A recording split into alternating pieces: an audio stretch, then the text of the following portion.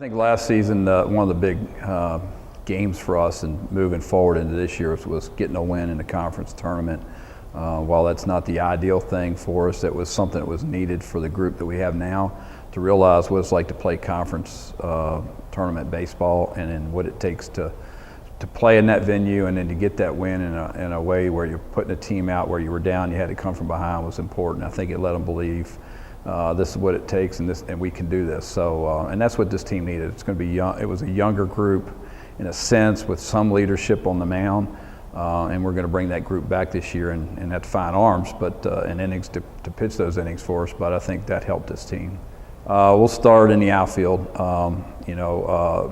Brandon Poole is going to start in center field. We moved him from the infield as a shortstop, second base player. His previous 3 years, it takes some of the thinking out of the game for him. He's a pure athlete that when you just let him do his thing, he's pretty good. When he has to think a little bit, it ties him up and he doesn't respond as well. We put him in center field in the fall and he ran everything down. He's kind of earned that spot because of that. So I think it makes him a better player, makes us a better team by putting him out there. He'll also be in the leadoff spot, as long as he's healthy. When you go to right field, obviously Kenner Berry is one of the mainstays, a senior who is a preseason All-American. Was nominated preseason All-American.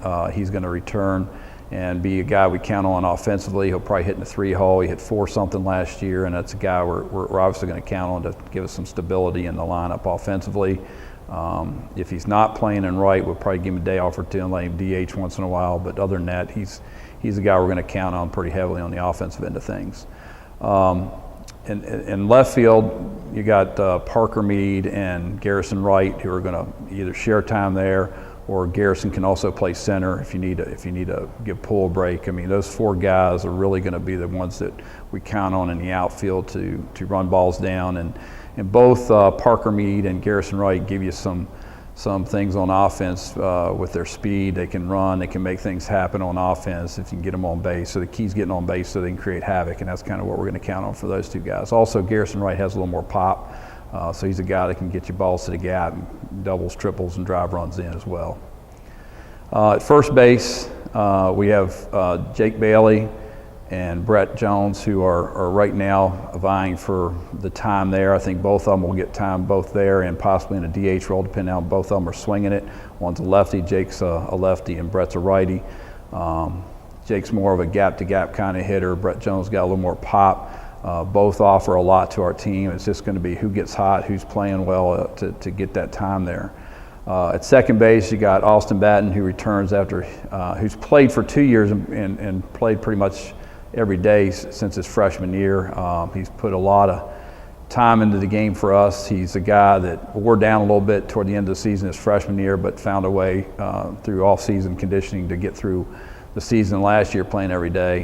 He's going to be at second base, could hit in a 2-hole, could hit in a 5-6 hole. He can hit in either spot and give you what you need. Pretty consistent there. I think he hit 315 or low 300s last year. He's a guy who can hit 350 plus. Now he's developing into a junior and a little more seasoned.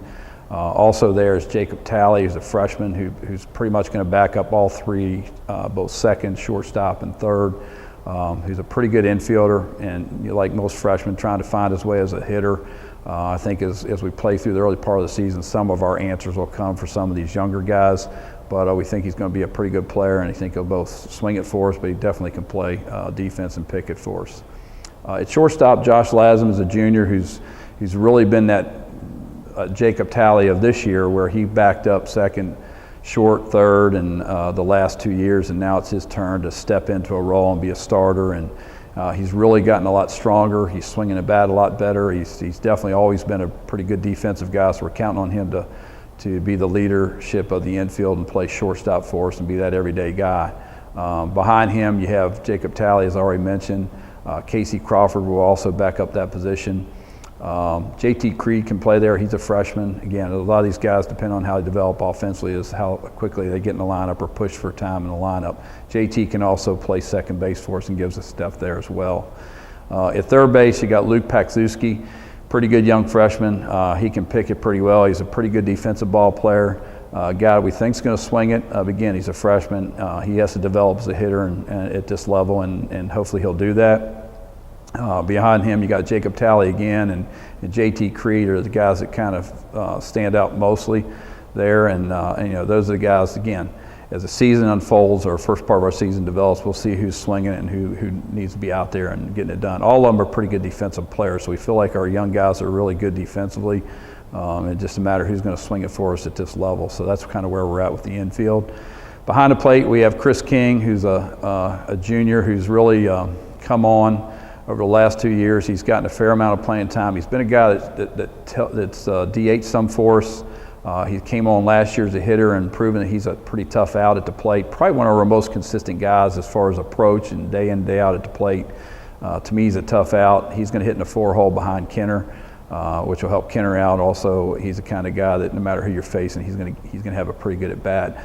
He's become a pretty good catch and throw guy, which is something he had to work on. So, and he's a leader and a captain of the team, and that's something we're counting on out of him.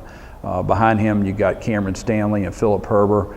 Cameron's a sophomore, Philip's a freshman. Both of them are pretty good backups that if they get a chance to play, both of them have improved defensively even since the fall, and both of them swing it well enough that you're going to get some offense out of them when they're in the lineup. So feel pretty good about where we are defensively, and I think our offense will be determined by how the early part of the season goes and how guys adjust and swing it. We met our goal last year of hitting over 300 as a team. We'll have at least that goal for this year, and I think this group of guys will get that done. And then it just boils down to how we pitch it. And then there's two other position guys who have really improved and their game over the last couple of years. Warren Atkins, a senior, he's really came as a football, baseball combo guy. Has put his time into baseball and has really improved over the course of time. He provides a lot of leadership for the team. He's kind of third in line at first base. He's improved as a hitter. I noticed this spring he's swinging the bat a lot better. He could get some opportunities to pinch hit in key situations if he continues to develop. Matthew Dupre gives us depth in the outfield. Another guy that's really put a lot of time in, works real hard. He runs better than a lot of people think when you take your first look at him, and he's really come around as a player, and he could give us some time in the outfield as things develop out there. So we have those two guys who can fill in those spots who are returners. I think when we look at the pitching, we have to look first at the fact we lost about 200 innings off last year with Stephen Warner, Ryan Leake, who were kind of the mainstays, along with Brady Cockrum and Justin Peacock. Those guys gave us most of those 200 innings. So we lose those innings, that means somebody's got to fill those innings. So we don't have a lot of starts returning on the staff. I think we have about 9 guys who had what I would say true starts, where we weren't just trying to piece the game together, and we're going to count on those guys to step forward. Tristan Daywalt is one of those guys we're going to have to step up. He had a pretty good year last year as a freshman, and he's one of those guys that's a good command of pitch guy. He's going to be a low to mid 80s guy that if he has good command of his pitches, he can pitch against anybody, because he understands what it takes to be successful. So we'll count on him some pretty much in conferences. We look at things right now.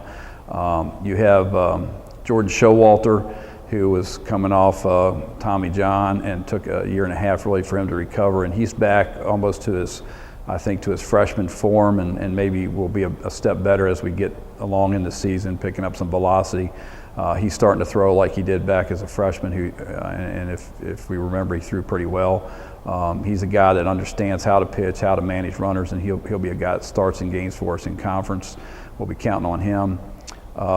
The other guys returning are Sam Imison, who's one of those guys that had some good outings and had some so-so outings. His biggest thing is being consistent. He's got a good arm. He's loose. He's got some velo. He's left-handed, good breaking ball, and so just getting command of his pitches and doing what I think he's capable of, and he'll agree with me on that. If he can be consistent, he's pretty good. So he's another guy we'll use as a starter. Ian Mays returns off of last year's group.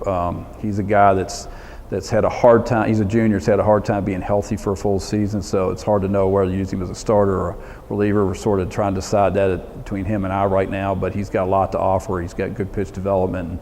I think his confidence has grown to where he's going to go out there and compete and do some good things for you. So those are guys that are returning off of last year's group that has some starting time and been out there on the mound and had some experience. The other guy that'll start for us this year is Jacob Enfield. He's a freshman out of River Bend. Real plus arm, a mid to upper 80s guy. Good velo, good location of off-speed pitches, has a good out pitch, and will certainly throw in conference as he continues to develop as a pitcher and learn what it takes to be successful as a college pitcher. So we'll count on those guys kind of for the starts. Beyond that, we'll be looking at guys like Kyle Jones, who did a lot of relief for the last 2 years as a submarine guy and has been pretty effective. We'll count on him a lot. He's a guy that can throw on short rest and give you 2 to 3 innings and be a down under guy that's been pretty successful, so we'll count on him. We'll count on some other guys that have been in the mix over the course of time that are now getting healthy again. Johnny Lavoie looked good the other day coming back from an arm injury. Hopefully he can give us an inning or two from time to time, and he was pretty good on Saturday, so we're pretty excited about that. The other key guy that's really developed is Andrew Berry, who's could be used as a starter, but he's certainly a guy that has good stuff, can be used as a closer. We'll count on him a lot. He's thrown the ball very well. Also, Jarrett Horton comes off of an injured arm and I think is really starting to develop again and get back in the groove, and hopefully he can give us an inning or two from time to time out of the pen. Other than that, we got a couple freshmen I think will step in roles and provide that depth. It's really going to be a year where it takes all 14 guys to get it done and have the success we expect. Goals for this season, obviously, first and foremost, is make the conference tournament. And to do that, I think we're going to have to set the same kind of goals we had last year, hit over 300. Try to get near a 4 ERA and be in that neighborhood and give it our chance to be successful. I think we did a good job of that last year, but we had to find a way to win those tight ball games, which we didn't do that last year. And then obviously we're going to have to field the baseball. I think we were 950 last year. Our goal was 960, so we want to be consistent there, and I think we will. And then long term is get to the tournament and be ready to compete to win a championship, and I think that's the goals for the team at this point in time, and I think we are realistic in those expectations.